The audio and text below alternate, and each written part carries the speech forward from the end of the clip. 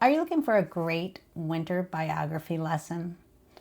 I'm going to give you ways to share the story of Wilson Bentley, the Snowflake Man. I'm also going to suggest a fun and simple art activity that connects to the story. As always, I'll be giving you the learning objectives and the learning standards that go along with it. So let's go.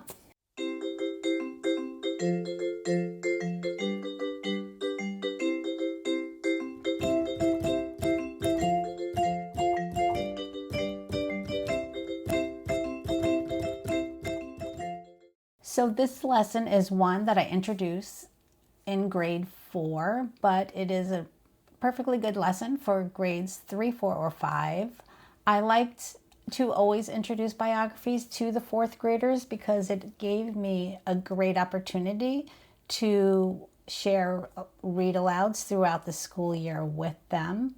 And I also liked to share biographies throughout the school year with 4th grade because I felt like it opened up a genre of biography for 4th graders who may not always love fiction. Not every 4th grader loves to read a novel. Some of them really love nonfiction, but traditional nonfiction could sometimes be overwhelming in its lack of structure. And every time I start a biography lesson, I always ask the question, who knows what a biography is? I let this just to remind the students what type of a story it's going to be. For this particular lesson, because it is about snow and snowflakes, I start a conversation about snow, about the weather. I ask them who likes to play in the snow, who likes to catch snowflakes on their tongue. And of course, this conversation would be dependent on which area you live, weather and climate wise. You may live in a place where there is no snow, so your questions might be a little different. But I taught in the Northeast and we had snow, so that was an easy topic for me to bring up. And so I would tell them about Snowflake Bentley, Wilson Bentley, known as the Snowflake Man. I would show them the book written by Jacqueline Briggs Martin, which is a beautiful Caldecott award-winning book. And then I would introduce the video of the book. There is a video version of the book that is absolutely excellent, also award-winning. It is narrated by Sean Astin, the actor, and it's just one of the best videos for a book that I've ever seen. It takes many illustrations from the book, but it also has actors role-playing in the video as well. One trigger warning about the book and about the video. And I always do this with a biography where the person is no longer alive. So in this particular story, Wilson Bentley, they talk about from the time of his birth in Jericho, Vermont, and at the end of the book, they do talk about his death as well. So it's just a good thing to mention. I always just felt it was important to mention because before I started doing that, I did have some students that were acting very shocked that the person died, and I didn't know if it was truly upsetting them or not, so I just put in that gentle bit of information.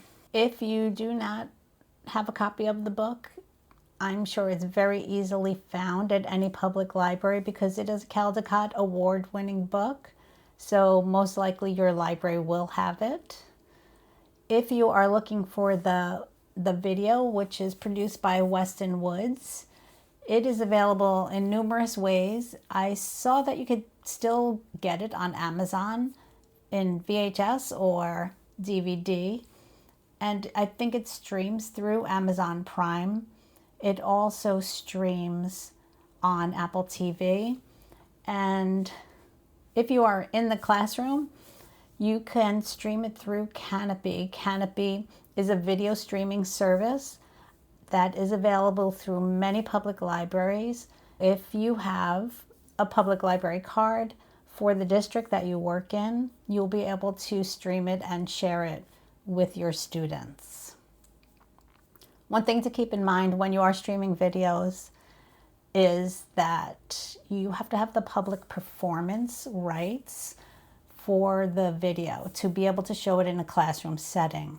You have to buy it through an educational outlet to get those performance rights, or stream it through a database or a streaming system that has been purchased for students. To continue with the lesson, we would have the discussion and the introduction in the beginning with the book. Then I would show the video, and once the video was over, we talked about it a little. I answered any questions they might have about the story, and they shared things that they thought. And then I introduced a simple art activity of how to make a snowflake with just folding paper, using scissors, just a traditional classic cutting out a snowflake. So this was a great opportunity for fourth graders to practice their fine motor skills. I would put out paper. I would put out templates on how to fold the paper. I would put out a bunch of scissors. If you have a smart board, or the students have Chromebooks, if you have a Google Classroom where you wanted to put in a 1 or 2 minute video of how to fold and how, like, kind of a how to make a paper snowflake, that's always a good thing to do as well. If you have the time to do that in your lesson and let them watch that, that might be helpful. The students really get excited to make the snowflakes because snowflakes are on their mind. They just learned about snow and snow crystals and how no two snowflakes are alike. They really connect to the story with the activity.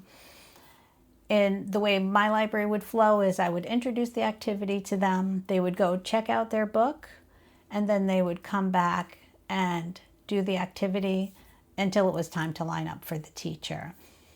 It was a fun activity. They really loved to do it. The custodians, well, not so much, but I would make sure I had some 5th grade helpers at the end of the day to come on Snowflake Bentley week and sweep up the floor a little, because there's going to be confetti. No way around it. Now, if you are a classroom teacher, or you have more time, or you have a longer library period, or if you possibly want to stretch it out to a 2-week lesson, I did know a classroom teacher that one time she used Snowflake Bentley as a biography lesson, and then she turned it into a persuasive writing lesson. And the reason she did this was because the forecast in our area at the time was calling for 6 inches of snow the next day. So she read the story to them, and then she had her students write a persuasive letter to the superintendent of the school district on why he should call a snow day for tomorrow. So I thought that was a great creative teaching to the moment situation. At the end of the school day, she hand-delivered all those letters to the superintendent. So I don't know how he responded to that, but I just loved the whole idea of it. I thought it was so creative, and yes, we did have a snow day the next day. One thing I always like to do during any lesson is I like to expand my students' knowledge of the collection and what types of books are available to them in our school library. So I would set out books on display all around the library that week, books that were connected to science, nonfiction books that had to do with snow, weather, blizzards, forecasting, science books that had to do with microscopes and cameras. I would set out any extra copies I had of Snowflake Bentley, and also copies of a book published by Wilson Bentley himself. And these books were the pictures and the photographs of the snowflakes and the snow crystals that he took with his microscope, which is all part of the story. So over the years, I acquired several copies of the Snow Crystals book, and they were always checked out by the 4th graders from that point on in the school year. And even as fifth graders, they were still checking out that book, that Snow Crystal book. They really enjoyed it. I would also display picture books like The Snowy Day or The Snowman, anything winter related. Most likely those books were already on display, but it kind of drew the fourth graders over to the picture book section, which was not a section that they regularly would search for a book. And chapter books. If there were any chapter books or novels that were winter themed, I kind of pulled them out in advance and had those books on display as well. I think that about wraps it up for today. And I just want to remind you to go out, support your local libraries, support your independent bookstores, support your right to read. Thanks for watching.